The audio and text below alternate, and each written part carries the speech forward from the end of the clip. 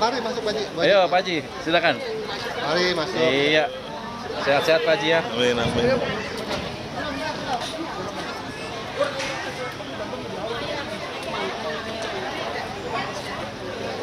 Maafin aku ya Ibu.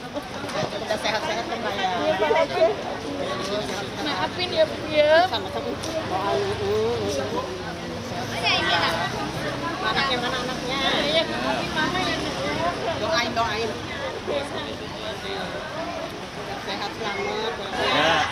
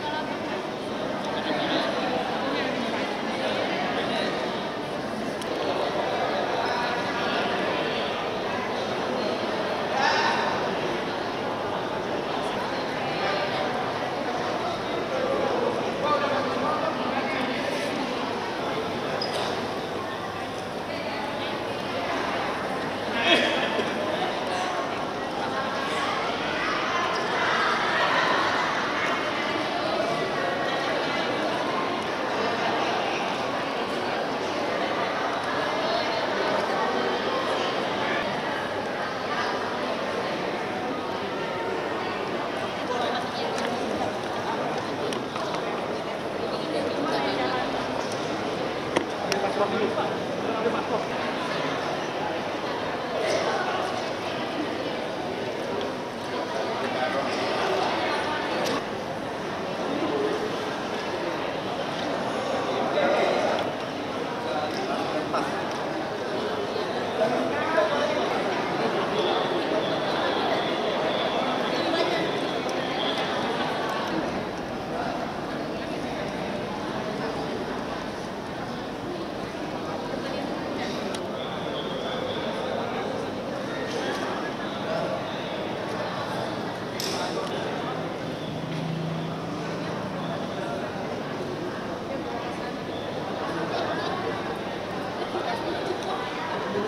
kasih Pak.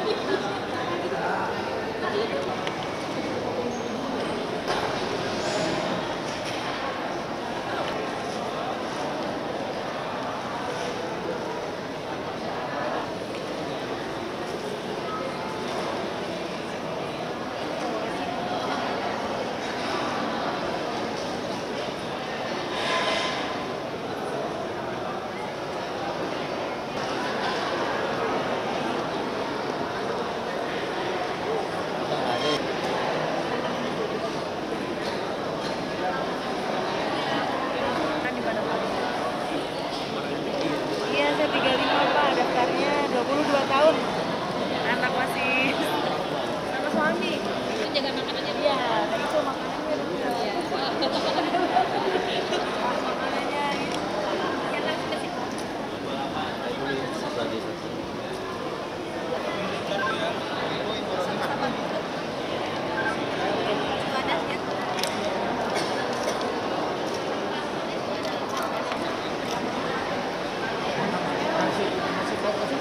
Langsung ke bis, Bu. Silakan ke bis. Oh, harus ke sini. Oh,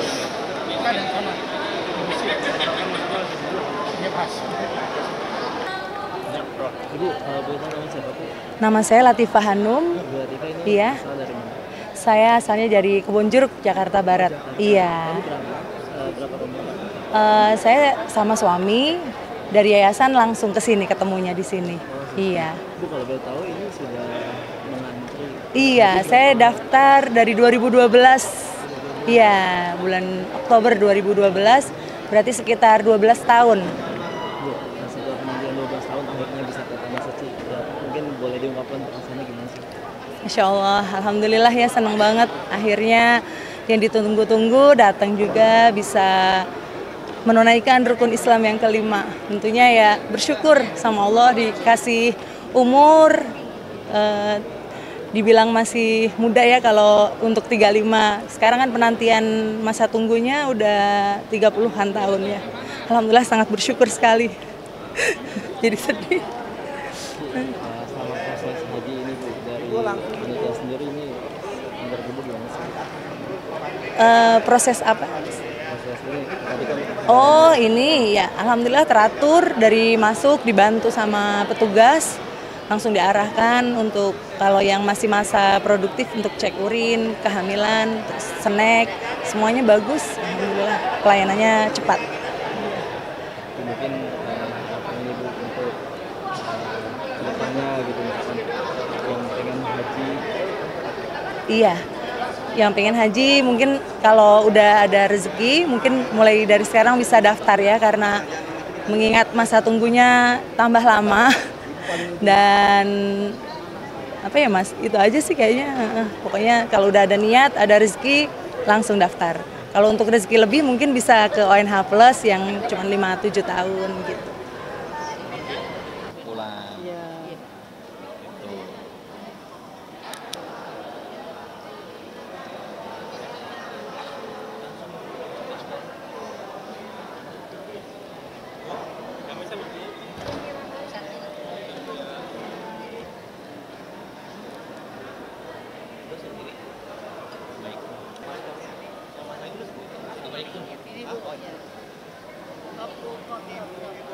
pulang. Real ya Bu?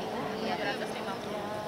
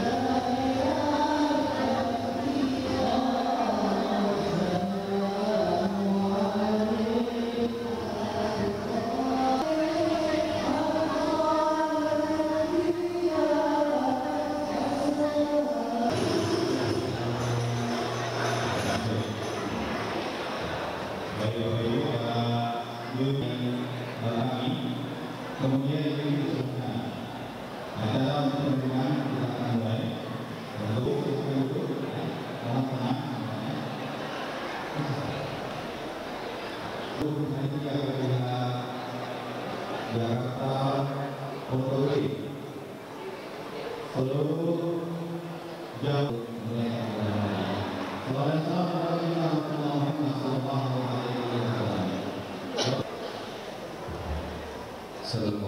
warahmatullahi wabarakatuh. Alhamdulillahirrahmanirrahim. Wassalatu wassalamu ala sayyidina Muhammadin wa ala alihi ajma'in. Yang saya hormati segenap panitia Organisasi Haji Embarkasi JKG Kemadinah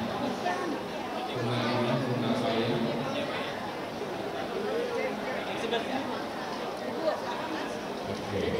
Kemadinah paham Muhammad tetap sementara kita datang bertahun tidak bertahan menggunakan Rasulullah sendiri tetap petugas akhlak Allah akhlak menjaga saya yakin Rasulullah bangga inilah Bapak Dr. Bayangannya nutup. Nah, memonitoring jamaah asal. Pak, ini terkait hari ini kan kloter hajinya gitu. Yang pertama bisa dijelaskan nggak Pak? Kira-kira ini berapa banyak jemaah haji yang hari ini akan berangkat? Dan bagaimana prosesnya? Gitu? Oke, baik. Terima kasih. Hari ini mulai kedatangan jemaah untuk penerbangan sebetulnya besok. Jadi hari ini kita terima. Yang kita terima di hari ini sebetulnya 2 provinsi. Tetapi secara JKG Pondok Gedenya kita kan 3 provinsi ya. Jakarta, Banten, Lampung. Secara total untuk perdana, maksudnya di penerbangan pertama itu kita jumlahnya 1.226. 1.226 itu terbagi ke dalam 3 kloter. JKG menggunakan Garuda Indonesia Airlines itu sebanyak 393 jemaah. Kemudian Saudi Arabia yang sekarang datang ini dari Banten itu jumlahnya 440. Kemudian untuk Lampung itu 393. Hanya saja yang masuk ke embarkasi JKG ini hanya Banten dan Jakarta. Adapun Lampung, dia langsung ke Soekarno-Hatta. Dari Soekarno-Hatta, dia langsung ke Makarut. Fast track, nah dari fast track dia langsung ke boarding gate. Dia langsung terbang. Jadi khusus untuk Lampung memang dia tidak masuk ke embarkasi JKG. Dari rumahnya ke asrama Haji Transito kemudian naik Garuda ke Bandara Soekarno-Hatta, dari Soekarno-Hatta kemudian ke Fast Track Makarut. Karena ini juga sudah kebijakan dari Gus Menteri, kami mencoba untuk memberikan layanan terbaik untuk bagaimana Fast Track bisa digunakan dan alhamdulillah sekarang kan bertambah ke Solo dan Jawa Timur. Terkait dengan persiapan yang kami lakukan di asrama haji, karena asrama haji ketika didatangi oleh jemaah, maka asrama haji ini menggunakan aturan internasional penerbangan. Jadi ini udah kayak bandara. Jadi harus higienis, harus segalanya. Jadi karena di dalamnya udah ada imigrasi, ada KKP, ada APSEC, ada OTBAN semua. Jadi regulasi yang diterapkan di semua embarkasi sejatinya menerapkan regulasi penerbangan secara internasional. Nah, sehingga kami pun dengan kesehatan sebelum kedatangan jemaah kami KKP kesehatan ini melakukan visitasi termasuk fogging, penyemprotan untuk menjaga jemaah agar tidak sakit lagi. Ya.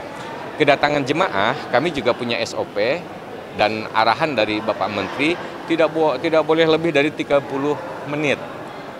Jadi jangan terlalu banyak seremoninya. Jadi kami memang seremoni itu kita batasi, sambutan-sambutan kita batasi, walaupun lama ini memang mau tidak mau karena ada pemeriksaan kesehatan lanjutan. Walaupun pemeriksaan kesehatan lanjutan itu mungkin tidak seberat yang tahun lalu, karena tahun ini ada kebijakan pemerintah terkait dengan istitoah kesehatan. Bisa mendaftar haji jika dia sudah mempunyai istitoah kesehatan. Nah, ketika diperiksa kesehatan itu sudah dalam tanda petik sehat, baru dia bisa mendaftarkan haji. Nah, sekarang pemeriksa lanjutan itu dikarenakan ketika dia dinyatakan sehat, itu kan ada interval waktu sampai ke kehadiran sekarang nih, maka itu dicek lagi. Sejatinya bukan untuk siapa-siapa, untuk jamaah sendiri. Karena ya sekarang kan musim panas juga, walaupun bukan pada menuju musim panas. Tetapi di sana kan udaranya sudah Masya Allah sudah sampai 40, bahkan bisa ke 45, 50. Nah sehingga kami juga membuat anjuran-anjuran dari mulai pengguna membawa payung gitu ya, payung untuk supaya apa ya tidak kepanasan, kemudian minta semprotan air biar apa kelembabannya terjaga, dan juga tentunya banyak minum. Nah minum juga disarankan mineral. Karena kan di Timur Tengah, itu banyak sekali minuman yang soda-soda itu. Ya memang sih bisa hausnya hilang, tapi lama-lama haus lagi. Ionnya nggak kebagian, maka disarankan untuk menggunakan mineral. Pak, kalau soal barang bawaan ini Pak, kan salah satu yang biasanya terjadi itu kan ada barang-barang bawaan yang para jemaah ini nggak tahu gitu Pak. Itu ada himbauan nggak Pak? Kira-kira barang yang boleh bawa atau tidak? Kalau himbauan dari bawah ya Pak ya, artinya dari mulai atas kami kemudian ke KUA. Karena KUA yang di kecamatan, dia punya kewajiban untuk bimbingan manasik 7 kali terhadap jemaah. Di situ dia melakukan sosialisasi terkait dengan barang bawaan. Ya misalnya cairan itu tidak boleh dalam yang di atas 100 mili. Kemudian benda tajam, termasuk masalah gunting. Ini yang sering ditemukan. Karena gunting ini bagi jemaah juga dalam tanda petik salah satu alat untuk ritual ibadah, untuk tahallul, cukur rambut. Daripada dia harus beli di Mekah ribet, dia coba bawa. Cuman kadang-kadang dibawanya itu kan ke bagasi, ke kabin, tidak ke bagasi. Nah ini sebetulnya juga bisa menghambat nanti ketika diperiksa imigrasi mau terbang. Kan di sini kan sudah menjadi bandara nih. Jadi jamaah dari asrama untuk dibawa oleh bis Damri kan di imigrasi dulu. Kemudian APSEC juga memeriksa barang bawaan. Nah, kalau ditemukan barang-barang ini itu menghambat juga. Karena manajemen yang kami lakukan waktu, Pak. Telat setengah jam dari Soekarno-Hatta berdampak ke Madinah Jeddah, berdampak ke negara-negara lain. Dan kalau delay, itu kena cas besar Pak penerbangan. Tadi yang untuk calon jemaah asal Lampung itu untuk di pemberangkatan awal-awal saja tidak ke sini atau sampai dengan gelombang 2 nanti Pak? Sampai akhir memang untuk Lampung dia hanya di asrama transito, asrama sementara transit gitu. Tapi jadi dari Lampung ke asrama transit baru didorong pakai pesawat Garuda, tiba di Soekarno-Hatta, kemungkinan Terminal 3 baru dibawa dengan bis masuk ke Terminal 2. Karena fast track-nya ada di Terminal 2. Nah, di Terminal 2 di fast track itu kami menyiapkan ada 12 booth yang di dalamnya itu ya untuk pemeriksaan retina, untuk pemeriksaan sidik jari, untuk pemeriksaan paspor dan visa.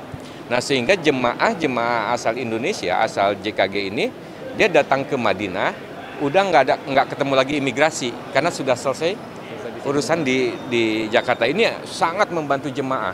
Kalau misalnya pasrek tidak dibawa kayak tahun-tahun ke belakang, itu di Madinah ngantri berjam-jam. Jemaah sudah 9 jam terbang, di sana ngantri, stres sudah. Tetapi paling tidak kalau sudah selesai di sini jamaah masuk hotel udah nyaman. Pak, satu lagi Pak, itu kalau fast track lansia priority itu maksudnya jadi mereka didahulukan atau gimana? Iya, kita kasih prioritas. Jadi semua yang lansia yang harus mendapatkan prioritas itu memang selayaknya diprioritaskan agar dia bisa lebih cepat masuk asramanya. Untuk masuk asrama pun karena ini jauh, kami menyiapkan bis-bis. Ada bis-bis yang 2 ini. Kalau misalnya membutuhkan mobil kecil, kami juga siapkan butuh kecil. Yang disebut mobil ajak-ajik, ajik-ajik kami siapkan semua. Dan nanti pun di perjalanan dari Pondok Gede menuju bandara, itu pun ke bis Damri kami pastikan supaya berbasis lansia, ramah lansia. Jadi nanti naiknya pun dibantu ada tangga bantuan, kemudian bisnya juga bertoilet semua. Soal mobil lansia di belakang itu memang disediakan apa gimana? Yang ada bak-bak ajak-ajik? Oh iya, ajak-ajik memang itu disiapkan. Itu sebetulnya tidak hanya untuk lansia, untuk ya keperluan layanan terhadap jemaah siapapun. Media kalau mau pakai monggo. Tapi memang ada lansia lebih diutamakan ya Pak? Maksudnya Sementara ini kita masih menggunakan bis karena juga untuk naik ke atasnya juga sangat mudah. Tetapi kalau memang itu ajik-ijik itu masih dibutuhkan ya kita pergunakan. Tetapi sejatinya ajik-ijik buat siapapun. Tapi kami memang siapkan untuk lansia juga. Kami standby termasuk ambulan-ambulan juga kami udah standby dari sekarang. itu nama mobilnya ijik-ijik. Iya, saya belum punya judul baru itu. Oke. Makasih banyak Pak. Izin nama